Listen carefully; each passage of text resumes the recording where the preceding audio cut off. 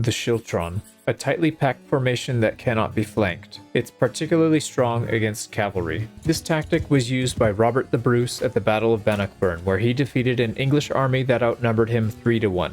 Let's jump right into the battle.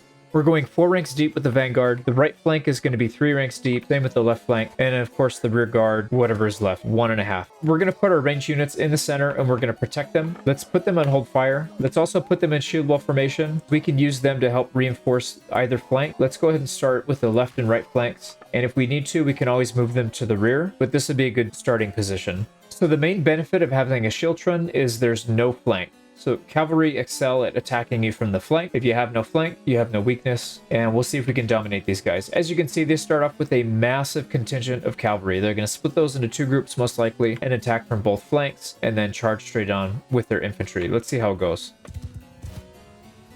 And we got to jump our guys to get in because that is a really, really densely packed shield wall. Alright, the shield wall is approaching. They are going to hit us at a bit of a corner. We're starting to get flanked from 2 sides. This is the power right here. Look at this. Just an unstoppable shield wall. Now, there's going to be a few that get through. You can see a few of them streaking through right here. Not a problem. You can't stop everybody, but we should be able to stop the vast majority of them. Look at that. There's just horses everywhere. There's no getting at our archers. Not today, boys. All right, this side looks like it's loading up a bit more than the right side. We could shift some people. Let's just kind of let things play out. Yeah, look at that. They're just getting devastated. Now, we're doing really well against the cav. My biggest concern here is against their infantry. Let's see how we're holding up against the infantry. It looks like we're holding our ground. We're not really losing ground, but we aren't necessarily gaining it. So let's deal with their cavalry. Yeah, look at that. We probably need to step in and stab a few horses here. Now what we can do is let's reposition. This side seems to be struggling a bit more. Let's go ahead and get... Let's move both of our crossbows. They do have the pavis, which is really, really good against cav. They're not going to do really much damage. We'll move them back in. Hopefully that helps shore up that side of the Schiltron. Just devastation everywhere. There's horses everywhere. There are a few people that do get in the middle, but they don't. They get mopped up fairly quickly. And like I said, ooh, wow, that hurt. Yeah, we can help a little bit from time to time. Now, I purposefully used a very low-level character, so we're going to get destroyed if we try and get into too much combat, so we'll pretty much ignore that. But like I said, you can see this formation is incredibly, incredibly effective. They very infrequently penetrated, and when they did, it was only with 1 or 2 units at a time, so they weren't able to really do much damage with it. Now, they do seem to be loading up mostly on this left side. Our right side isn't really taking too much damage. And I'm looking around for cavalry. We absolutely devastated their cavalry. They don't really have much left. So let's do this. Let's go ahead and move our Schiltron a little bit. So left flank, let's go ahead and move them into a position here. So we're going to advance them slightly. Group 2, I want them to take out these guys on the flanks, and then we're going to try and go after their archers. And the rear guard did exactly what they're supposed to do. Let's get them moved up to the flank. We're going to go line formation with our crossbows. Let's go ahead and get them shooting back at these guys. We'll put some damage out. So 5's going to stay on our left. Group 6 is going to stay on our right flank. All right, Group 2 cleared this side out. Perfect. Let's go into line formation so they can run a little bit faster. We're going to need to catch that, that massive group of archers here. So let's go ahead and move these guys up. Group 3 is on that flank in position. Let's move them up as well. Yep, Group 3 is going. Oh, Group 3. My bad, my bad. Not Group 3. Group 4. Group 4 is supposed to go. Group 3 is already engaged. And we're going to give, actually, line charge with our main group. They seem to be holding up quite well here, so we'll take advantage of it. Oh, look at that. Beautiful. Both flanks of the Schiltron are now engaged. Get them, boys. So Group 2 and 3, we're going to select them both, give them the charge order, and they should be able to handle a lot of those ranged units. Now these, if I wasn't such an idiot, I would have taken them off of hold fire, so now they can actually shoot back instead of just sitting there with their thumb in their bum. My bad. Oh, well, it's not perfect, but, you know, we'll make do. All right, so they are retreating. Oh, perfect, perfect. Let's get Group 3 in position to intercept these guys. We don't want them retreating. The more people they have getting out, the more we have to fight in the back rows. We really don't want that. Now, this is group 2. Let's go ahead and hold position here. We need to maybe take a hill or something. Yeah, they just ran right through a formation, but I believe we picked off a decent amount of them, so we did okay. Alright, so group 1, let's keep group 1 right here. Now that they don't have infantry like they did before, I think we can probably use a different formation here. What we'll do is let's consolidate. So group 3 and 4 are going to move to group 2. So now we have a 150 and a 190. That's fine. Group 1 is the smaller group. Group 2 is going to be on the right here. And we still have our crossbowmen in the back.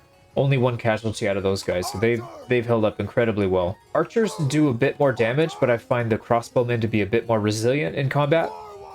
Now, they do have a little bit of cavalry, really not much, though. I'm not concerned at all about them.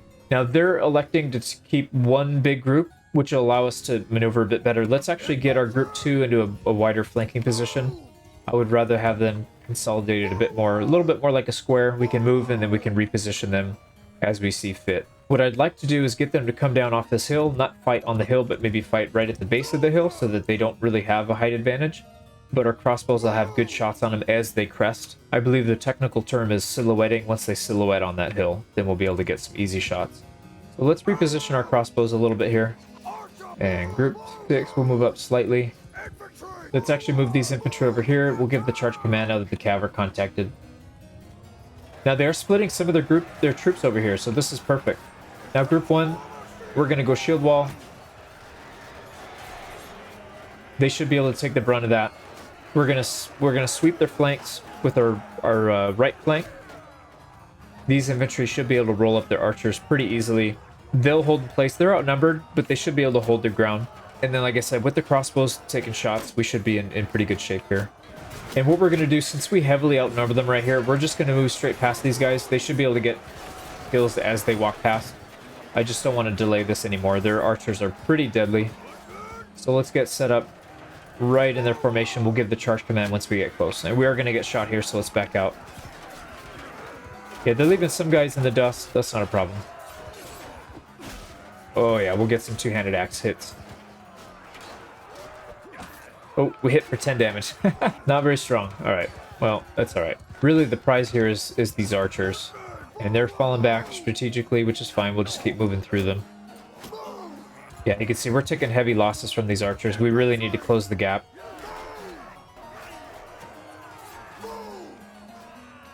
And we're far enough away from the main group. We can give the charge command, and they should... Oh, some of them are turning back. See, the problem with charge command is sometimes they get confused. It looks like they're going the right direction, at least. That's good. All right, let's go check in on our troops. There's not a whole lot we can do there. We gave them the command. How are we holding up here? We're still slightly in the lead here. It looks like our crossbows are evening it out for us. And what we should probably do is get these guys into a better position. Let's get them over here without running straight through. We'll do the same with group 6. Let's get them on the flank. Oh boy, they got reinforcements. We decimated their archers, looks like. But they've got reinforcements, so we do need to pull back. Let's pull these guys back. Yeah, that's one thing about fighting these big battles. You got to be really careful because it's real easy to get tunnel vision. And then run into a disaster like that. So, good thing we caught it. Alright, there we go. We're pouring crossbow bolts right into their back.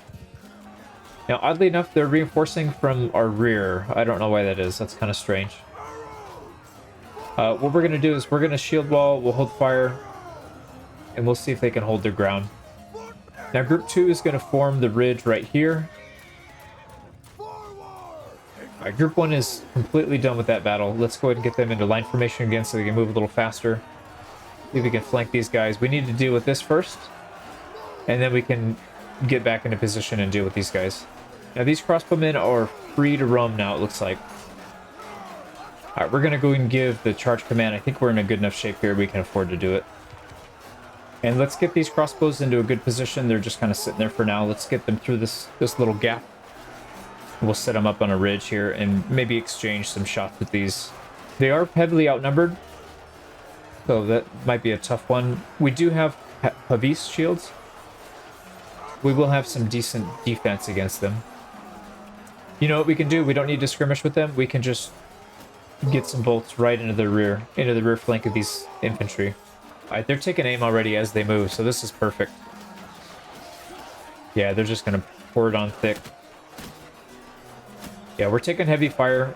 Not much we can do about it. All right, group 1 is free. Group 6. Yeah, they took heavy casualties. Let's actually keep them in reserve. They're gonna get just, you know, absolutely destroyed here. All right, we pretty much cleared out everybody from here. So what we're gonna do is let's set up 2 lines. All right, infantry are gonna form 2 lines. We got 1 crossbow group right here, another crossbow right here on the right flank, and we're just gonna, I think we'll skirmish with them a little bit. We have a significant quality advantage now. The first 1 or 2 waves are always going to be their best troops, and we've dealt with them quite effectively, and we still have our force intact. So now I think we can afford to play a bit more defensive and just let them come to us. Now they do have a decent amount of cav alive still, so what we're going to do, let's actually pull back. Let's break off 20 troops. We'll pull group 3 back here. These are going to be just a handful of our spear guys. Let's see what they got. Shield wall, let's get them in line formation so they can move. Back here, boys.